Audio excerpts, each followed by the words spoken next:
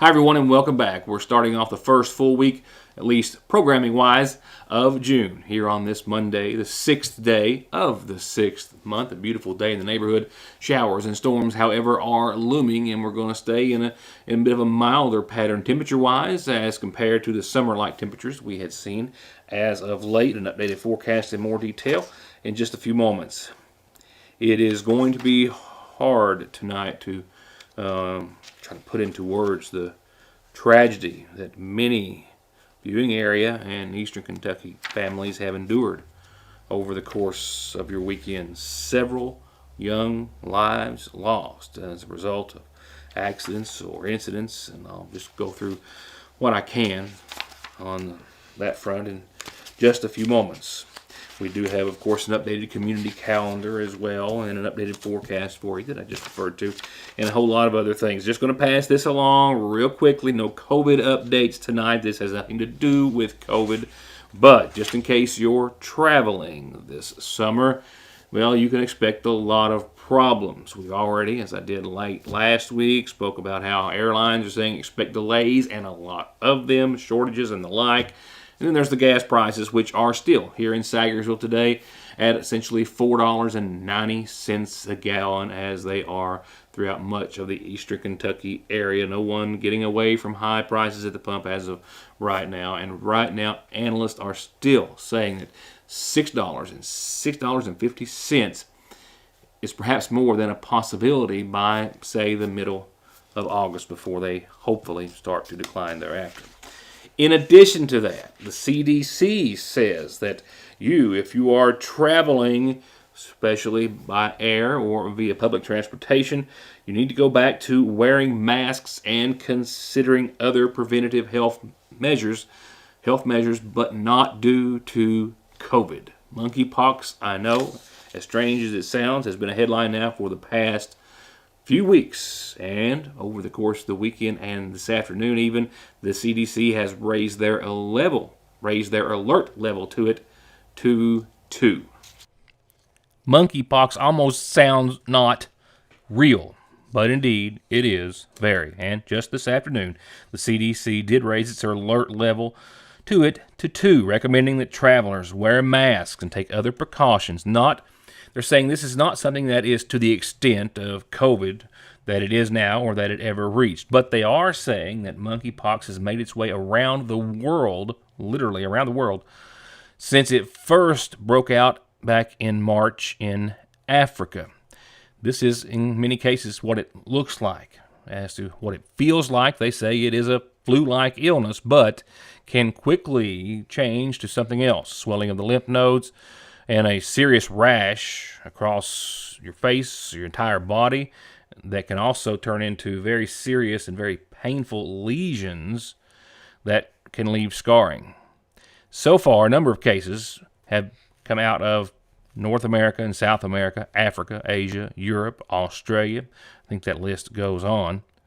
Some were reported in homosexual men. Some were reported in people who lived in the same home as someone who had been infected by monkeypox. As if we needed something else to worry about while traveling. I'll be right back with local headlines, tough ones, in just a second. Get our famous fried chicken any day of the week, but tomorrow you can get a 3-piece breast strip meal with 2 homemade sides and a biscuit for just $5.79 at your Sagersville Lee's Famous Recipe. Also famous for our ice. Parkway Pharmacy, as always, promises the quickest service with the very best care and prices, and to always have someone there to talk to when you have a question. With 3 pharmacists, curbside, drive-through, and call-ahead service. Parkway Pharmacy in Sagersville, 349-4400. Where you can always talk to a pharmacist when you need one. At Golden Law Office, our attorneys previously represented the nation's largest insurance and trucking companies, handling cases involving serious personal injury and death. We know their strategies, how they will defend the case, and what factors drive large settlements. The attorneys at Golden Law Office can use this inside knowledge to ensure your case is handled effectively and aggressively. Hiring Golden Law Office provides you with a strategic advantage. Call Golden Law Office today.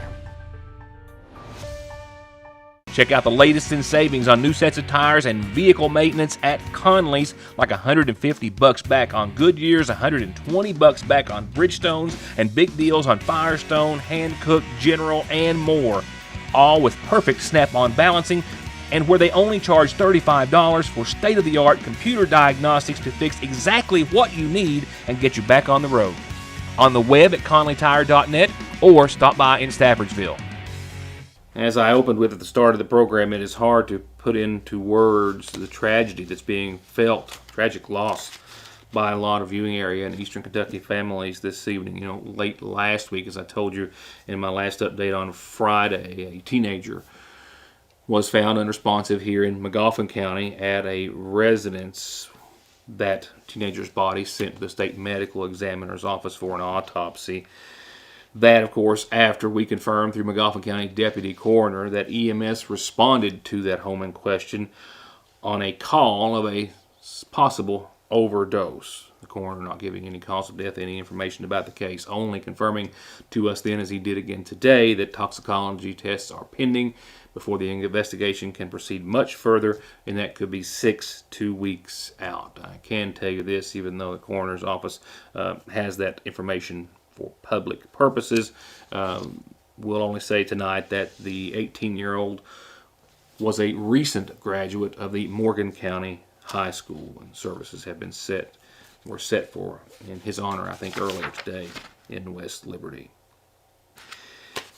And speaking of West Liberty, an accidental shooting took place since I saw you last and claimed the life of a 16-year-old junior at the Morgan County High School. 16-year-old whose services are pending was said to be at his home when the shooting took place. The Kentucky State Police responded and were looking into the incident, but an accidental shooting, as it, I believe, has been determined by them. State Police from Post 8 out of Moorhead as well responded to a call of a serious ATV accident in Morgan County over the past few days, in which a 3-year-old child was seriously, and we're told, critically injured on a small, if you will, children's size or smaller ATV. According to their investigation, I understand that there was, I believe, a sibling, an older child to the age of 6 or 7, who was operating the ATV with the 3-year-old on back in the yard of the children's home or residence. And that's when the child operating got off of the machine and the 3-year-old scooted up, hit the gas, it accelerated, and it overturned, seriously and critically injuring that 3-year-old. Our hearts and thoughts and prayers go out to them all, as they do to a family out of Johnson County, where a young man there was pulled, his body, after disappearing in the Paintsville Lake yesterday evening. Paintsville authorities and EMS were assisted by those from Floyd and McGoffin counties, and a search continued until around 9 o'clock last night for this young man. Funeral services are pending for 23-year-old Kyle Webb, a young man, a young father, who lost his life after falling into the waters off of a cliff in the Paintsville Lake area, I believe at or very near the popular Pickle Fork jumping spot. I did speak briefly just a few moments ago with Johnson County Coroner J.R. Frisbee and asked him if he had anything new that he could add, only that he did confirm that the body did belong to Webb after it was pulled from the Paintsville Lake sometime around 9 o'clock last evening. The search began immediately after authorities were notified. I believe that he entered the water sometime yesterday afternoon before 4 o'clock or so.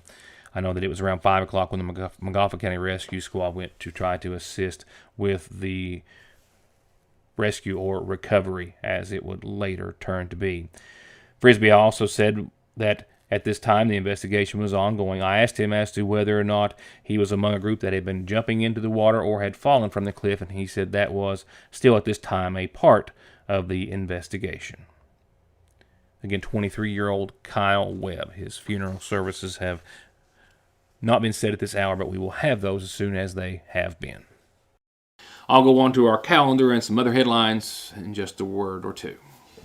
The reassurance of getting your medications and over-the-counter needs at Sagersville's oldest and most trusted pharmacy, the convenience of curbside pickup and call-ahead service, and the fact that you can walk in, order to go, or sit down and get gourmet quality hot fudge brownies, nachos, shakes, coffees, hot dogs with homemade sauce, desserts, and more makes it more than your hometown Good Neighbor Pharmacy.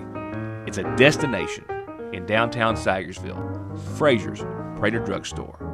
It doesn't get any sweeter than that. Car wrecks, truck wreck, disability, workers' comp, slip and fall. wrongful death. Your case matters to you. Your case matters to us. Contact McFarland Tinker Law Office. With our combined experience of over 58 years, we're here ready to work for you. In honor and recognition of all your achievements and accomplishments that have got you to where you are today, Sagersville National Bank salutes the Montgomery County High School class of 2022 and all those who are now crossing the stage as college graduates. And when the time comes to take those first or next steps in your financial future, we'll be here for you at Sagersville National. All right, now let's see what's happening. A few reminders is what's happening on tonight's McGoffin Farm Bureau community calendar. 'Tis the season of summer, that is, and the Ramey Park Pool is open to the public Monday, Wednesday, and Friday at noon. You can reserve the pool for parties Monday through Friday, 6 to 10 in the evenings, and Saturdays and Sundays from 2 till 10. And if you want to do so, call 349-5102 to make a reservation for an event. It's been a busy place over there in the first few days since it opened just last Wednesday, I can tell you that.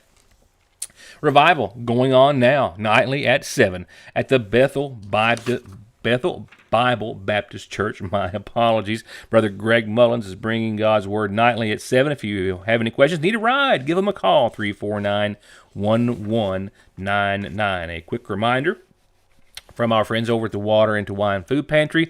They will be open next Wednesday, the 15th.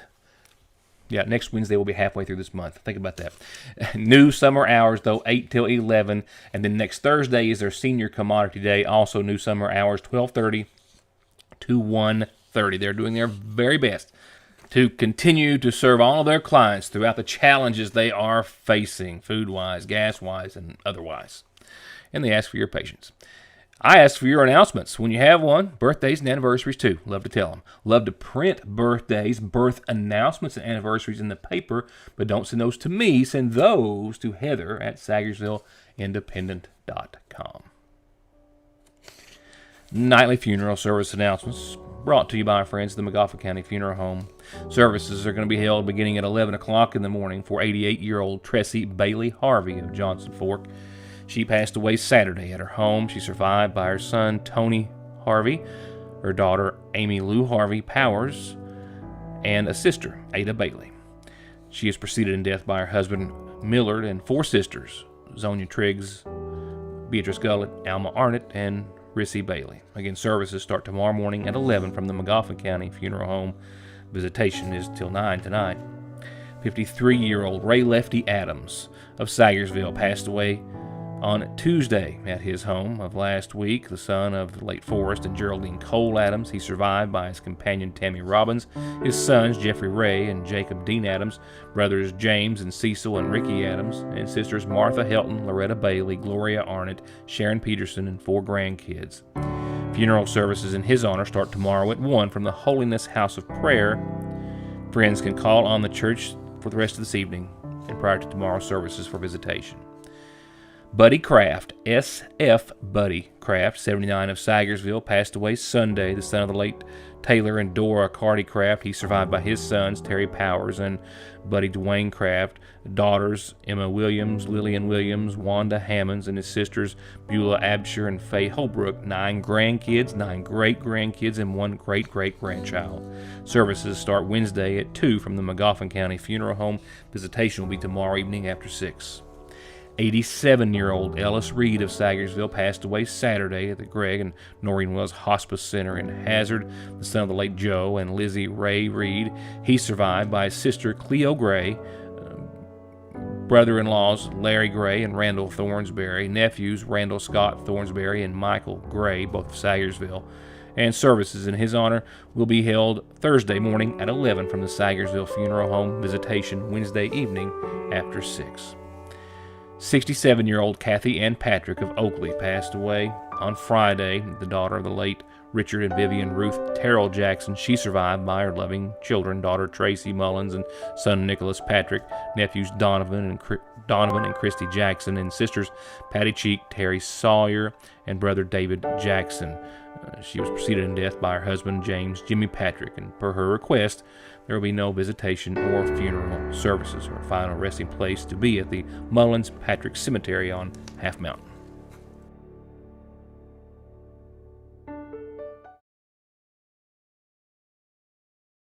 Summer's almost here and the seasonal shop is ready. The shop is filled right now with bright colors, beautiful clothes, and new jewelry for all your vacations and summer outings and fun. They've got gifts for any graduate, wedding, and special occasion that may be on your calendar this summer, and you can let them create the perfect gift basket for you. And it's grill season, and that means pool days, cookouts, and backyard parties, and they've got gorgeous home decor, outdoor serving pieces, flags, porch decor, and everything to update your home inside and out for the summer. Stop by and see them, as always, with local delivery, curbside pickup, and shipping, and they're happy to help you shop by phone as well. Follow them on Facebook, Instagram, and TikTok. It's the Seasonal Shop in downtown Sagersville.